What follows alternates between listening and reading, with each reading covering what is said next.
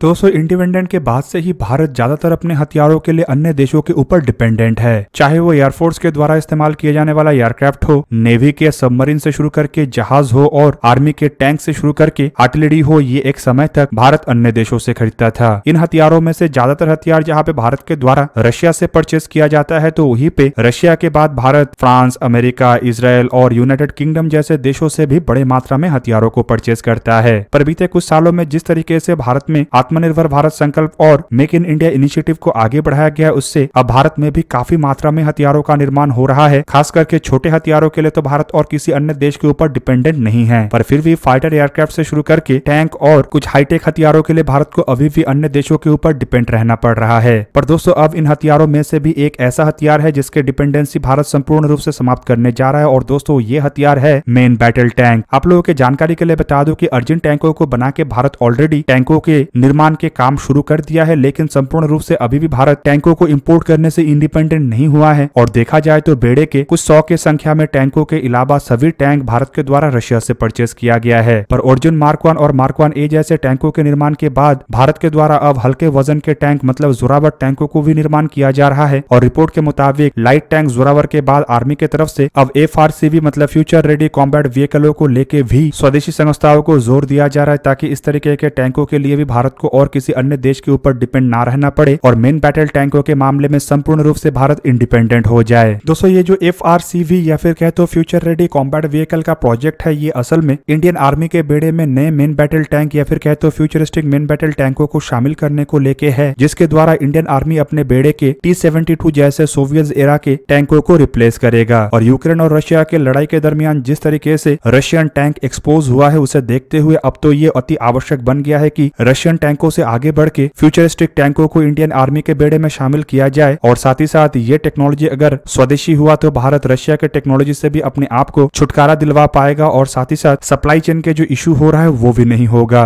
अब दोस्तों ये जो फ्यूचर रेडी कॉम्बैट व्हीकल का प्रोजेक्ट है, ये आज का नहीं है, बल्कि इसके ऊपर तो चर्चा कई साल पहले शुरू हुआ था, पर एक तरीके से ये चर्चा के फेज तक ही रह गया। पर अब माना जा रहा है कि जिस तरीके से भारत आगे बढ़ रहा है, इससे फ्यूचर रेडी कॉम्बैट व्हीकल ज्यादा दिन का इंतजार नहीं रहेगा। बेसिकली दोस्तों जब चाइना के साथ साल 2020 में लद्दाख में झड़प हुआ था, तब भारत को पहली बार हल्के वजन टैंकों के आवश्यकताओं का महसूस हुआ था, और उसके बाद हल्के वजन के टैंकों को इंडियन आर्मी के बेड़े में शामिल करने को लेकर एक टेंडर जारी किया गया, और कई सारे देशों की तरफ से भारत के सामने अपने अपने हल्के वजन के टैंकों का ऑफर रखा गया। और दोस्तों जोरावर टैंकों को डेवलप करके भारत एक तरीके से ये हल्के वजन के टैंकों के आवश्यकताओं को भी स्वदेशी तरीके से पूरा कर रहा है। और जोरावर टैंकों में कई तरीके के नए टेक्नोलॉजी को इस्तेमाल किया जा रहा है, जिससे कि फ्यूचर रेडी कॉम्बैट व्हीकल या फिर कहे तो नेक्स्ट जनरेशन के इन टैंकों को बनाना और आसान हो जाएगा। हालांकि अगर देखा जाए तो अर्जुन प्रोजेक्ट मतलब अर्जुन मार्क 1 और मार्क 1 ए जैसे टैंकों के सक्सेसफुल डेवलपमेंट के साथ भारत के पास फिलहाल टैंकों को बनाने का कई तरीके के टेक्नोलॉजी है, और इन सभी टेक्नोलॉजी को एकत्रित करके अब एक ऐसे टैंकों का निर्माण करना है जो भारत के आवश्यकताओं को पूरा करने के साथ साथ भविष्य के आवश्यकताओं को भी पूरा कर सके। दोस्तों भारत के जो फ्यूचर रेडी कॉम्बैट व्हीकल के प्रोजेक्ट है या फिर कहे तो FRCV प्रोजेक्ट है, इसमें कई तरीके की इनोवेटिव टेक्नोलॉजी को इस्तेमाल किया जाना है, जिससे कि आर्मर्ड वॉरफेयर में जो इमर्जिंग थ्रेट है उसे काउंटर किया जा सके। और दोस्तों ऐसे इमर्जिंग थ्रेट में नए जनरेशन के एंटी टैंक गाइडेड मिसाइल से शुरू करके लॉइटरिंग म्यूनिशन इवन ड्रोन के द्वारा दागे जाने वाले हथियार तक शामिल है। दोस्तों Indian army future ready combat vehicle के प्रोजेक्ट के अंतर्गत अपने बेड़े के लिए एक ऐसा मेन बैटल टैंक चाहता है जो कि आर्टिफिशियल इंटेलिजेंस टेक्नोलॉजी से लैस हो, साथ ही साथ इनोवेटिव फ्यूचरिस्टिक टेक्नोलॉजी जैसे कि सी थ्रू आर्मर टेक्नोलॉजी और नेटवर्क सेंट्रिक वॉरफेयर टेक्नोलॉजी से भी लैस हो। इवन दोस्तों इसके अलावा माना यह भी जा रहा है कि इस तरीके के टैंक के पास लॉइटरिंग म्यूनिशनों को दागने के साथ साथ ड्रोनों को कंट्रोल करने का भी क्षमता होगा। और इंडियन आर्मी एक ऐसा टैंक चाहता है जो कि क्रू की क्षमता को और बढ़ाए और क्रू के काम को और घटा दे।